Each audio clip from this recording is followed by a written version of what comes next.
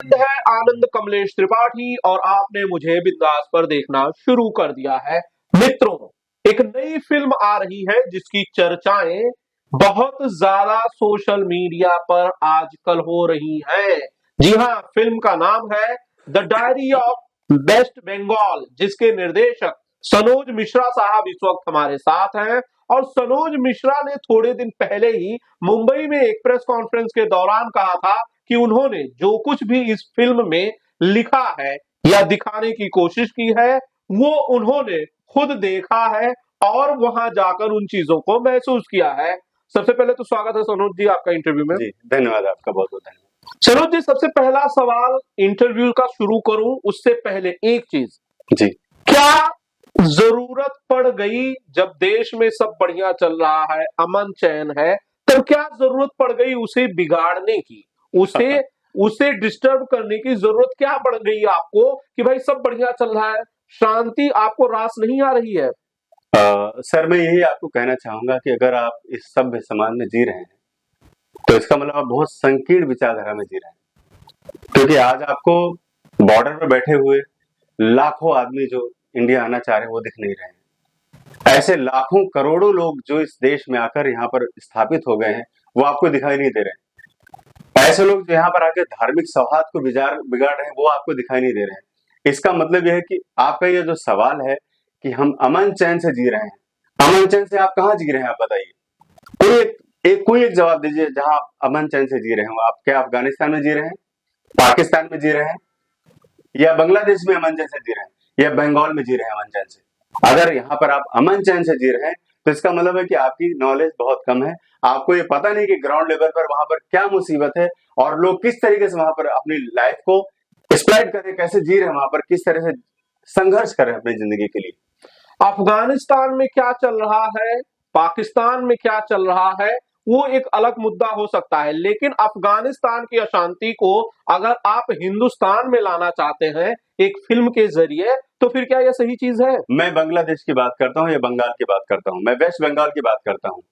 आप ये देख लीजिए सिनेरियो, आप पहले से आप सेट कीजिए कि जब देश आजाद हुआ उसके बाद से लेकर आज के हालातों में जो परिवर्तन हुआ है हमारे देश के अंदर, चाहे कश्मीर रहा हो, चाहे नू हो, चाहे मेवात हो, केरल हो, तमिलनाडु हो, कोई भी हो, और फाइनली मैं बोलूंगा वेस्ट बंगाल हो, जहां पर सिर्फ वोट बैंक के लिए किसी खास वर्ग विशेष, एक जाति या धर्म को एक खुश करने के लिए जो एक पॉलिसी बनाई गई है, जो चीजें बनाई गई हैं, क्या आप उससे सहमत हैं?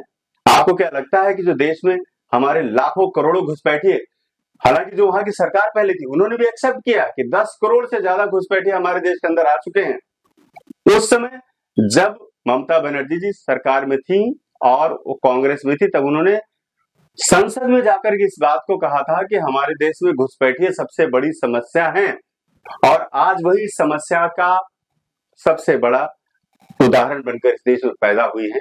और वो जो इस देश के लिए जो कर रही है, जो बंगाल के लिए कर रही है, क्या वो उचित है? आपने सरकारी आंकड़े देखे हैं क्या कि इतने सालों में कितना सारा बाहर का जो विदेशी जो लोग हमारे हमारे देश में हमारे जो एंट्री किया है, कितने सारे लोग हमारे यहाँ आए और हमारे देश के लिए, सुरक्षा के लिए, विकास के लिए वो किस तरह से हमारे लिए मुसीबत है, खतरा है, आपने महसूस किया है क्या? अगर बंगाल के बारे में आप कुछ नहीं बोल सकते, नहीं जानना चाहते, या एक पक्षी आपकी विचारधारा है तो अलग बात है, लेकिन बंगाल आज के तारीख में हमारे देश का और विश्व का सबसे बड़ा ज्वलंत मुद्दा है। जिस बंगाल की आप बात कर रहे हैं, वेस्ट बंगाल की आप बात कर रहे हैं, जिस ममता बनर्जी की आप बात कर रहे हैं, वो लोकतांत्रिक तरीके से चुनी गई एक सरकार है। वो जो फैसले लेती हैं वो with in the parliament limit लेती हैं, देश के कानून और संविधान के तहत लेती हैं। और अगर ममता बनर्जी अच्छा काम नहीं कर रही होती, ठीक काम नहीं कर रही होती, तो क्या इतने सालों से लगातार 2-3 टर्म से वो रिपीट हो रही हैं, हाल फिलहाल के लोकसभा इलेक्शंस में सबसे बड़े पार्टी के तौर पर वो बंगाल में नजर आई है, बीजेपी जैसी रूलिंग पार्टी को उन्होंने टफ फाइट दी है, तब क्या ये संभव था अगर इतनी सारी कमियां ममता बनर्जी में होती? सर, दो पक्ष हैं इसके, दोनों पक्ष आपके सामने रखना चाहूंगा मैं। पहला पक्ष ये है कि हमारे यहाँ जो घुसपैठिए बांग्लादेश में आए, बांग्लादेश से जो आए बंगाल में, उनको वोटर आईडी और सरकारी सहूलियत देकर बचाकर अपना वोट बैंक बनाया गया। पहला तो ये। दूसरी चीज ये थी कि वहां पर जो दमनकारी नीति थी, ये जो बात आप कह रहे हैं सनोज जी, ये जो बात आप कह रहे हैं, ये बात अगर आप साबित नहीं कर सके तो एक और केस ममता बनर्जी सरकार आपके खिलाफ करेगी और आपको यहाँ से मुंबई, जहां आज आप बैठे हुए हैं, यहाँ से पुलिस आएगी, बंगाल में आपको लेके जाएगी और आपको जेल हो जाएगी। आपको जेल जाने से डर नहीं लगता?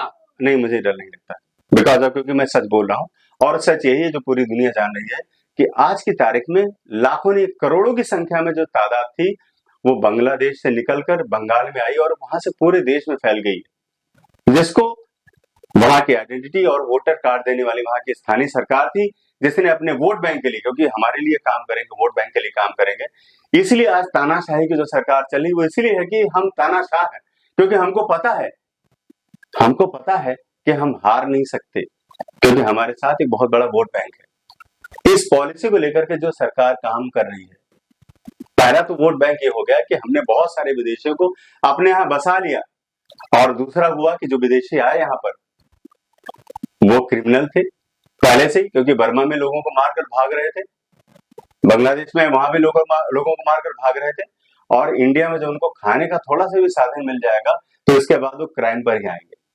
आज की तारीख में नूह में, मेवात में, मेरी बात पूरी होने दे, नूह में, मेवात में, उत्तराखंड में या किसी भी छोटे भी शहर में आप चले जाओगे तो ऐसे तादाद, ऐसे लोगों की संख्या वहां पर आपको मौजूद मिलेगी जो इस देश के लिए, इस समाज के लिए खतरा है। मैं आप लोगों से ये कहना चाहता हूं कि इस इंटरव्यू के दौरान, इस इंटरव्यू में जो भी बातें कह रहे हैं वो निर्देशक सनोज मिश्रा जी की अपनी बात है, वो उनकी पर्सनल राय है, मेरा या चैनल का इसमें कोई भी जरूरी नहीं है कि मैं इनकी बातों से एग्री करता हूं। जो भी एजेंसीज है जो इंक्वायरी करना चाहती है, जो एक्शन लेना चाहती हैं, वो सोनली इनके ऊपर ले सकती हैं। मैं उनके लिए जिम्मेदार नहीं हूं और मैं उसके लिए जिम्मेदार ठहरा बिल्कुल मैं जिम्मेदार हूं, और इस देश का अगर ऐसी कोई बात आती है तो इस देश का सबसे बड़ा अगर राष्ट्रद्रोह का भी मेरे ऊपर इल्जाम लगता है तो उसके लिए मैं तैयार हूं। सनोज जी, आपके इंटरव्यू करने के दौरान मुझे ये लग नहीं पा रहा है कि मैं कंफ्यूज हो गया हूं। मैं खुद कंफ्यूज, दुविधा वाली स्थिति में आ गया हूं। मैं समझ नहीं पा रहा हूं कि भाई एक फिल्म मेकर का मैं इंटरव्यू कर रहा हूं या किसी पार्टी के नेता का इंटरव्यू कर रहा हूं। ये थोड़ी सी दुविधा मन में हो गई है। एक बात आप समझ लीजिए, मेरी फिल्म है the diary of waste Bengal, जिसके प्रोड्यूसर हैं श्री वसीम रिजवी जी, जिनका अभी नाम है जितेंद्र नारायण सिंह त्यागी जी। ठीक है, ये पहला सिनेरियो है। दूसरी चीज ये है कि ये फिल्म जिस बजट में बनी है, अगर ये किसी पॉलिटिकल एजेंडा के थ्रू बनती है, किसी पार्टी के थ्रू बनती, तो इसका बजट कई करोड़ होता, और इस फिल्म में बहुत सारे बड़े बड़े आर्टिस्ट होते, अक्षय कुमार, सलमान खान, शाहरुख खान, ऐसे लोग होते।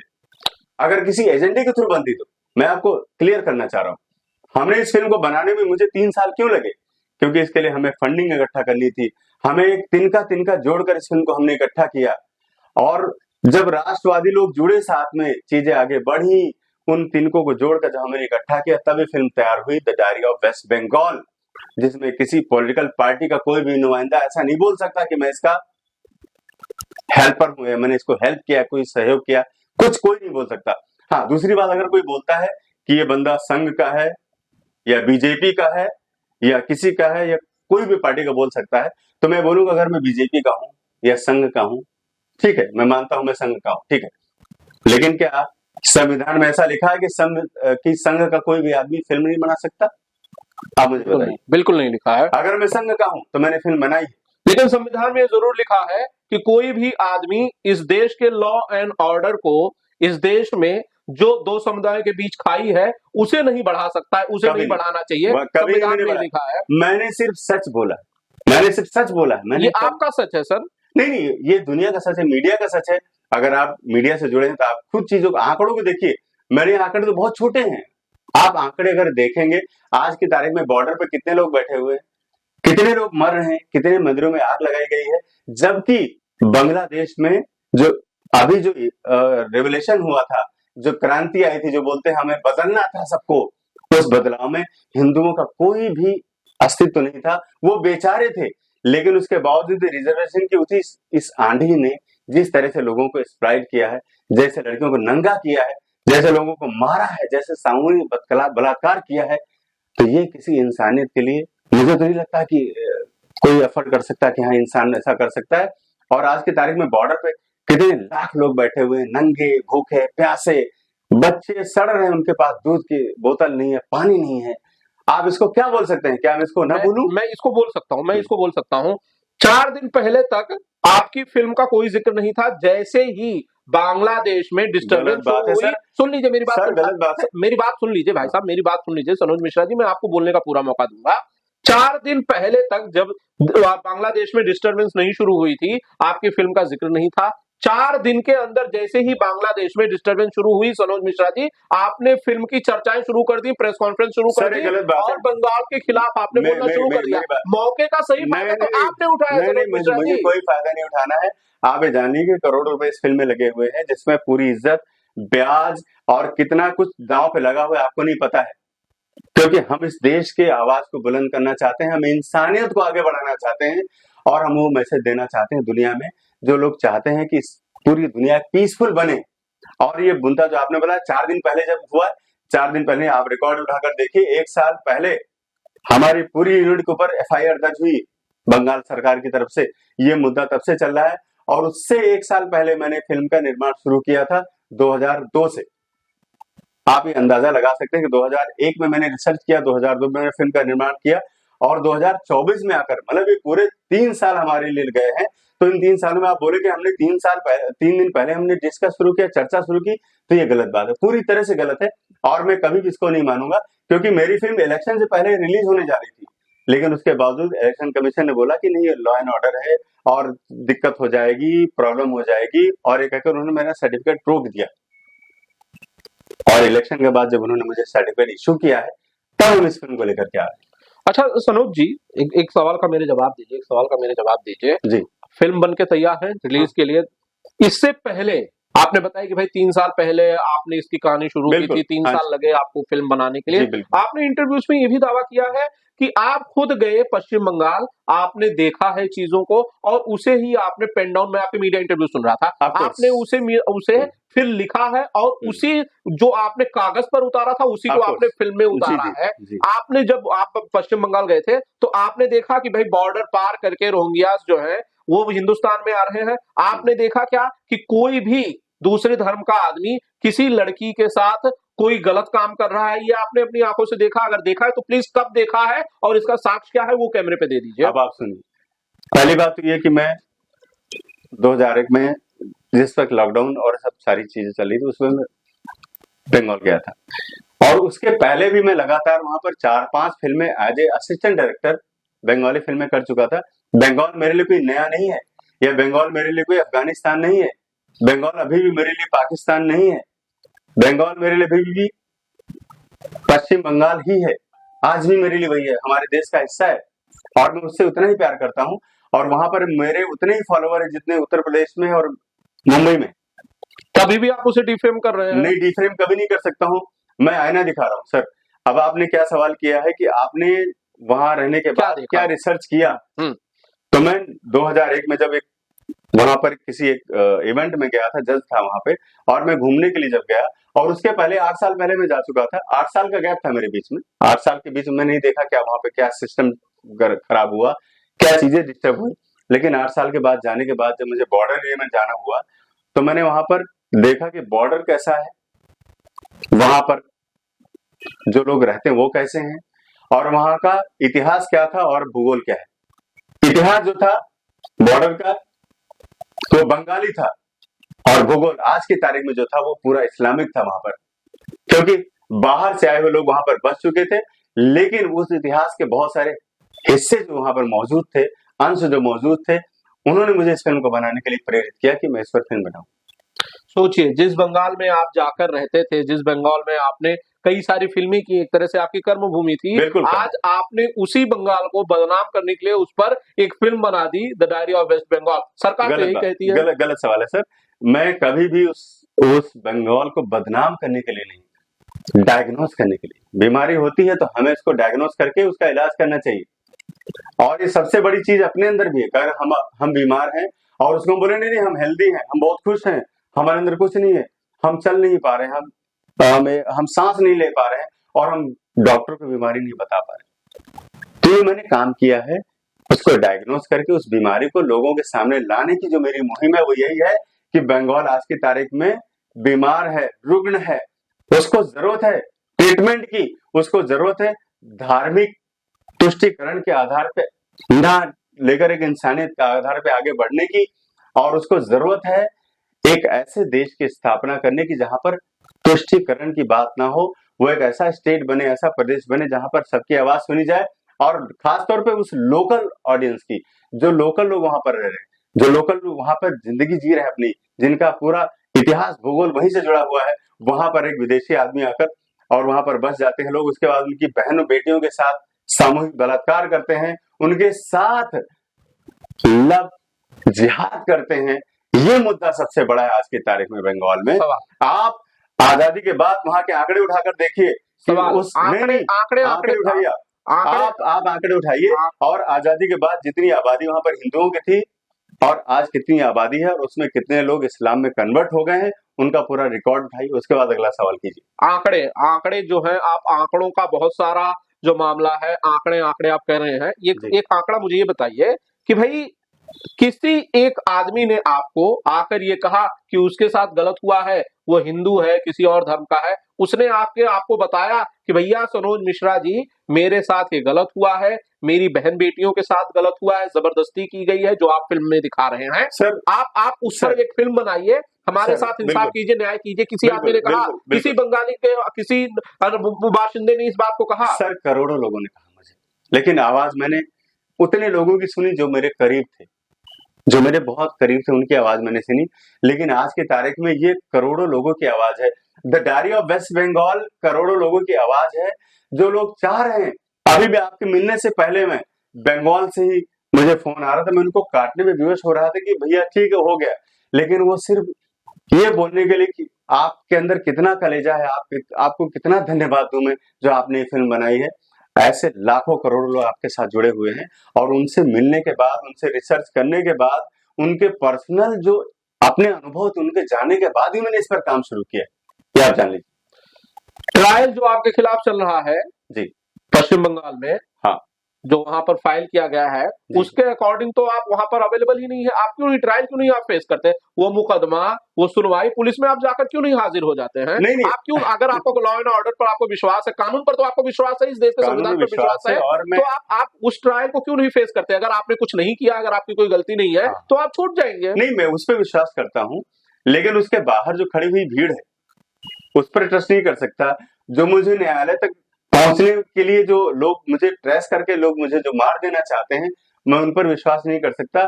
न्यायालय के बाहर जो भीड़ खड़ी होती है वहां पर तो कोई सुरक्षा नहीं होती। पुलिस होती है, पुलिस अगर ऐसी सुरक्षा पुलिस पर आपको सरकार पर विश्वास नहीं है। ऐसे सैकड़ों लोग मारे जा चुके हैं, ऐसे सैकड़ों लोग मॉब लिंचिंग का शिकार हो चुके हैं, जो इस तरह के ट्रायल में गए थे, ट्रायल में पहुंचने से पहले उनकी मॉब लिंचिंग हो गई। आप रिकॉर्ड उठाकर देख लीजिए। मुझे डर इस बात का नहीं कि मुझे न्याय का इंसाफ, मुझे जो अगर न्याय के खिलाफ में जा रहा हूं, अगर मैं लॉ एंड ऑर्डर के खिलाफ जा रहा हूं, तो मुझे जो सजा मिलनी वो मिलनी चाहिए। लेकिन उससे पहले अगर मुझे कोई किसी भी तरह से अगर कोई डिस्टर्ब करना चाहेगा, किसी तरह अगर मुझे कोई अलग से कोई सजा देना चाहेगा, तो मैं चाहूंगा कि मैं उससे बचूं, और मैं अपना प्रोटेक्ट करने का पूरा अधिकार रखता हूं, क्योंकि मुझे अपने बंगला भाइयों की आवाज बुलंद करनी है। और इस दुनिया में एक बात बता दूं, मैं ही पहला और अकेला इंसान हूं जिसने अभी तक किसी ने कोई डॉक्यूमेंट्री भी 5 मिनट बनाने की कोशिश नहीं की, क्योंकि वहां पर जो हिटलर शाही की सरकार थी, किसी ने नहीं ऐसी हिम्मत की क्योंकि 5 मिनट की डॉक्यूमेंट्री दिखा दे कि हमारे प्रदेश का ये हाल है। अगर मैं पहली बार वहां पर उतरा हूं, तो मैं पहला और आखिरी इंसान होऊंगा वह जो वहां की असलियत लाकर ही दिखाऊंगा। और इसके लिए चाहे लॉ एंड ऑर्डर का पूरा सम्मान है, अगर मुझे पुलिस या जब भी आदेश करेगा कोर्ट, मैं हाजिर हो जाऊंगा, और फांसी बोलेगी तो फांसी में भी चढ़ जाऊंगा। That's it. तो बिल्कुल मैं ये समझ रहा हूं कि जो भी आपको कानून पर भरोसा रखना चाहिए, विश्वास रखना चाहिए, मुझे पूरा विश्वास है। जो भी कानून में आज आप कानून के खिलाफ नहीं जा सकते, आप लॉ एंड ऑर्डर के खिलाफ नहीं जा सकते, और साथ ही साथ हम सबकी ये जिम्मेदारी है कि हम देश की कानून व्यवस्था पर विश्वास करें। सरोज जी, अब तो फिल्म 30 तारीख की आपको थिएटर्स में आ ही रही है, लेकिन बड़े सारे आपको कट करने पड़े इस फिल्म में। अगर जी आपको लगता है कि भाई आपने सही किया था, तो आपने कई सारे कट्स हटा दिए, दीदी जैसा शब्द आपने हटा दिया फिल्म में से, हाँ और आपने कुछ नारे वहां से हटा दिए सेंसर बोर्ड के। हाँ आप सेंसर बोर्ड से क्यों नहीं टकरा गए? आपको कहना चाहिए था कि भाई ये सब हम्म, सही है, मैंने देखा है अपनी आंखों से, और भैया मैं ये फिल्म बनाऊंगा। आपको तो डायरी ऑफ वेस्ट बंगाल नहीं बनाना चाहिए था, आपको ममता बनर्जी के खिलाफ कुछ फिल्म बना नहीं लेनी नहीं नहीं चाहिए थी, नहीं नहीं नहीं, यूजिंग हर नेम मैं आल्सो। उनके खिलाफ नहीं हूँ। मैं कभी भी उनके खिलाफ नहीं हूँ। मैं सिर्फ अत्याचार के खिलाफ हूँ। मैं सिर्फ खिलाफ हूँ तो एक तानाशाह सरकार के खिलाफ हूँ।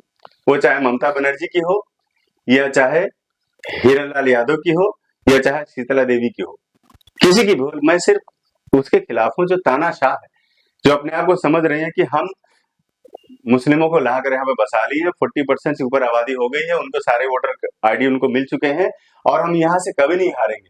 मैं उनके खिलाफ हूँ, क्योंकि ये देश एक लोकतांत्रिक देश है, और लॉ एंड ऑर्डर यहाँ पे है। देश संविधान से चलता है, और संविधान के तहत ही हमको काम करना चाहिए। और आपने जो अभी सवाल किया कि क्या बोला आपने कि यहाँ पर हम इनके खिलाफ जा रहे हैं, नहीं नहीं, ऐसा कभी नहीं। हम लोकतंत्र के साथ हैं, और ये फिल्म जो बनी है वो लोकतांत्रिक मूल्यों के हिसाब से बनी है कि हम लोकतांत्रिक मूल्यों का समर्थन करें, उनके साथ में खड़े हों। अगर हम किसी हिंदू के खिलाफ बोल सकते हैं, तो हमें मुस्लिम के खिलाफ भी बोलना चाहिए। ऐसा ना हो कि खाली हिंदू के खिलाफ बोले और मुस्लिम के खिलाफ ना बोले। आज की तारीख में इतना सारा जो अमानवीय कृत्य पूरे बांग्लादेश में हो रहा है, कोई भी सेकुलर पार्टी ने आज तक एक शब्द बोला क्या? मुझे इसका जवाब दीजिए। खाली आप एक कोई एक पार्टी बताइए जिसने आप आज बोला हो कि हिंदुओं के साथ गलत हो रहा हो। एक नाम लीजिए। Because of vote bank. उनको वोट का बैंक चाहिए। हमारा ये वोट बैंक नाराज हो जाएगा अगर हमने बोल दिया कि अत्याचार हो रहा है, बहन बेटियों की इज्जत लूटी जा रही है, जिनका कोई भी इस केस के साथ, इस आरक्षण के साथ, और इस जो सरकार की तख्ता पलट हुई उसके साथ कोई भी मतलब नहीं है। सबके निजी स्वार्थ हो सकते हैं, आपका निजी स्वार्थ मेरा ये निजी है स्वार्थ कभी कि नहीं भाई टिकट बिक जाए, फिल्म देख ले लोग, थोड़े से पैसे आ जाए, ये एक फिल्म मेकर का निजी स्वार्थ होता है। खैर खैर, वो एक अलग चीज है। आपने फिल्म बनाई है, पैसे आपको कमाने हैं, बिल्कुल आपने करोड़ों रुपए लगाए हैं, आपके आने चाहिए, वो एक अलग चीज है। लेकिन फिल्म इंडस्ट्री क्या आपकी इस फिल्म को सपोर्ट कर रही है? कभी नहीं क्या कर रही। किसी बड़े आर्टिस्ट ने आपकी इस फिल्म को ट्वीट किया, शेयर किया कि नहीं भैया नहीं, एक बहुत बड़ी फिल्म आ रही है, the diary of waste Bengal, इसे देखिए? किसी बड़े सुपरस्टार ने, नामचीन कलाकार ने, डायरेक्टर, प्रोड्यूसर ने, किसी ने शेयर किया इस फिल्म को? मैं इन दोगले लोगों की भीड़ का हिस्सा नहीं हूँ। आपने जो बोला कि वो जो बड़े स्टार हैं, एक्टर हैं, तो मैं उनके तलवे चाटने वाला उन्हीं के इंसान साथ आपको अगली फिल्म भी करनी नहीं होगी। करना है मुझे। मैं अगली फिल्म सब्जेक्ट ओरिएंटेड करूंगा, और वही करूंगा जो देश और जनता उसमें कलाकार एक्टर नहीं होंगे? नहीं होंगे। जिन कलाकारों को आज आप दोगला कह रहे हैं वो लोग उसमें नहीं होंगे? नहीं, दोगले लोग कभी नहीं होंगे, क्योंकि ये दोगले लोग कभी बाहर नहीं निकलते। जब हमारे देश की बहन बेटियों की इज्जत लूटी जाती है, उस पर कुछ नहीं बोलते। इवन ये लोग क्या बोलते हैं कि हीरो होगा शाहिद, हीरोइन होगी आरती। अरे मैं भैया ऐसे लोगों का समर्थन कभी नहीं कर सकता, और न इनके साथ काम करने के लिए इस दुनिया में पैदा हुआ हूँ, न इंडस्ट्री में इनकी बदौलत हूँ, और न इनका कोई एहसान मेरे ऊपर है। मैं स्पष्ट बोलने वाला हूँ, और सच बोलूंगा इस धरती पर जब तक जिंदा हूँ। और मैं यही कहूंगा कि ये दोगले लोग हैं, और ऐसे घटिया लोगों के साथ, जो बड़े बड़े एक्टर अपने आप को स्टार मानते हैं, हम 200 करोड़ 500 करोड़ कमा के देते हैं, हम जिंदगी भर घाटे में रहेंगे, लेकिन इनके साथ कभी काम नहीं करना चाहेंगे। मैं सच बोलना चाहूंगा, और वो सच जो दुनिया को बुरा लगेगा, इनको बुरा लगेगा, इनकी नींद हराम हो जाएगी, मैं वहां तक काम करना चाहूंगा। सर, हो सकता है कि फिल्म तो आपकी 30 तारीख को रिलीज है, मैं वैसे दुआ करता हूं कि ऐसा ना हो, लेकिन 30 तारीख से पहले हो सकता है पश्चिम बंगाल की पुलिस आए, आपको कहीं से भी हिंदुस्तान के किसी भी कोने से पकड़ के ले जाए, अरेस्ट कर ले। हो सकता है आपकी फिल्म का रिलीज भी रुक जाए, हो सकता है सर। नहीं, रिलीज तो नहीं रुकेगा, लेकिन मुझे अगर पुलिस पकड़ के ले जाएगी, अगर मुझे जेल में डाल देगी, तो मैं इसके लिए मेंटली प्रिपेयर हूँ। इस फिल्म को बनाने से जेल जाने के लिए तैयार है? इस फिल्म को नहीं, जेल जाने का मतलब मौत है, क्योंकि जेल में जाने का मतलब मुझे ट्रेस किया जा रहा है, मुझे जेल में भेजने के लिए। तो 1 साल से सरकार वहां की परेशान है कि जेल में डाल के इसको खत्म कर दो। तो जिस दिन मैं जेल जाऊंगा, ये समझूंगा कि मैं खत्म हो चुका हूँ, और इसके पहले मेंटली मैं सेट हूँ कि मैं मरूंगा, लेकिन मेरा बलिदान इस देश के लिए होगा, सनातन धर्म के लिए होगा। शहीद बनने जा रहे हैं? नहीं, होने दो, कोई फर्क नहीं पड़ता। 20 साल बाद तो मरूंगा ना मैं, मरना ही ना मुझे, अभी मरने दो। और ये शिकन जब मैं अरेस्ट हूं या मुझे फांसी पे चढ़ाया जाएगा तो मेरे चेहरे पर ऐसे ही एक्सप्रेशन होंगे जैसे आज है। ये घट नहीं सकते कभी भी, ये ध्यान रखिएगा। सोचिए सर, आप खुद को शहीद डिक्लेयर कर रहे हैं, आपकी शख्सियत इतनी बड़ी है जिसके खिलाफ एक डेमोक्रेटिकली चुनी हुई, लोकतांत्रिक तरीके से चुनी हुई सरकार आपके पूरा खिलाफ काम कर रही है, पूरा पुलिस प्रशासन आपके खिलाफ पड़ा हुआ है, आपके पीछे पड़ा हुआ है। सोचिए सनोज मिश्रा जी, आपकी कितनी बड़ी शख्सियत है सर। नहीं, मेरी कोई शख्सियत नहीं सर, मैं बहुत छोटा सा इंसान हूँ और मैं सिर्फ मेरे जो बड़े भाई हैं श्री वसीम रिजवी जी, उन्होंने जिंदगी में सच बोला सबसे पहला, मैं उनको फॉलो करता हूँ बस, और मेरा कोई वजूद नहीं है। मैं सिर्फ मानव मात्र के लिए, मैं समाज के लिए और सांप्रदायिक सौहार्द के लिए काम कर रहा हूँ। जिस धर्म में कट्टरता है कि गला काट दो, नाक काट दो, ये काट दो, ऐसा बोले ये कर दो, मैं उसके खिलाफ हूँ। वो धर्म जो दुनियादारी सिखाता है, जीना सिखाता है, मैं उसके सपोर्ट के लिए काम कर रहा हूँ। वो चाहे जैनिज्म हो, चाहे बुद्धिस्ट हो, चाहे इस्लाम हो, जो भी व्हाटएवर, मुझे नहीं पता, लेकिन जो काटना, मारना, खून करना, जिहाद करना और अपने पूरे वर्ल्ड में मेरी ही हुकूमत चले, ये जो आइडियोलॉजी रखते हैं, मैं उसके खिलाफ हूं। सोचिए, आपने तो पूरी के पूरे एक मजहब को ही कटघरे में लाकर खड़ा कर दिया, उसे मर्डरर बता दिया, उसे खूनी बता दिया, उसे न जाने क्या कुछ कह दिया। अगर एक पर्टिकुलर मजहब ही आपकी फिल्म का बायकॉट कर दे, अगर वो ना देखने जाए, तो मुझे नहीं लगता है कि आपके पास थिएटर्स में ऑडियंस होगी या ना के बराबर होगी सर। मैं सर राष्ट्रवादियों के लिए काम कर रहा हूँ। हमारे देश का जो राष्ट्रवादी मुसलमान है, जिसको पता है कि विदेशी घुसपैठिए आकर उनके संसाधन पर कब्जा कर रहे हैं, उनकी चीजों का उनका हक मार रहे हैं, अगर उनको इस बात का एहसास है, उनको ये पता है कि मुस्लिम हो और तुम हिंदू हो, अगर आपको कोई तकलीफ होती है तो मुझे भी तकलीफ होगी। मैं ऐसे राष्ट्रवादी मुसलमानों के लिए ही इस फिल्म में काम कर रहा हूँ, मेरा ये मानना है सर। चलिए, आपके अनुसार, आपके मुताबिक राष्ट्रवादी की जो परिभाषा है वो शायद बहुत अलग है। खैर सनोज जी, शुक्रिया बातचीत के लिए, काफी लंबा इंटरव्यू खींच गया, और मैं उम्मीद करूंगा, दुआ करूंगा कि भाई अगली फिल्म आप एक बढ़िया फिल्म बनाएं, और शायद ऐसी कोई इससे भी भयानक अगली फिल्म बनाने वाले हैं। एक और विवाद नहीं, सच, एक और सच जो आप एक्सेप्ट नहीं करेंगे, वो सच। चलिए, मैं अगले इंटरव्यू में उसकी बात करूंगा। शुक्रिया बातचीत के लिए। तो कैसा लगा इंटरव्यू, प्लीज कमेंट करके हमें जरूर बताइएगा। और The diary of waste Bengal आ रही है 30 तारीख को थिएटर्स में। Thank you.